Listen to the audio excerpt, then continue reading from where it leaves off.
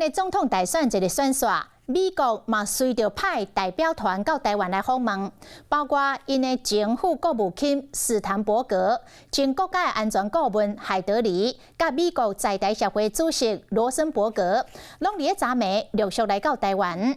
美国的访问团早起一透早，先甲蔡总统会面，随后到民进党的党中央，甲赖清德、萧美琴闭门会谈。讲美国的访问团昨到台湾的时阵，中国的解放军嘛来发布着军事演习的画面。Morning. Has the goal of split trade. Chinese Foreign Minister Wang Yi said that result won't change. Good morning, everybody. 结束总统府的接见了，由前美国国安顾问海德里、前副国务卿斯坦伯格组团的美国访问团去拜访民进党。赖清德甲萧美琴的车队早就到位啊，伫内底咧等。民进党国际部主任赵怡翔接待下，美国访问团一行人坐电梯上楼，准备要甲赖清德、萧美琴进行无公开会谈。其实因暂时到台湾了，就真低调。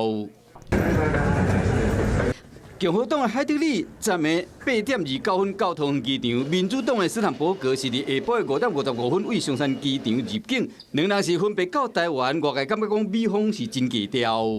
是讲当这个访问团到台湾的时，解放军东部战区嘛发布影片，宣称讲东部战区海军的护卫舰机队伫台湾边的海区域展开海上的实弹演习。中国的军演影片对象美国访问团选后的台湾，意愿伫美国甲中国的竞争中的生存。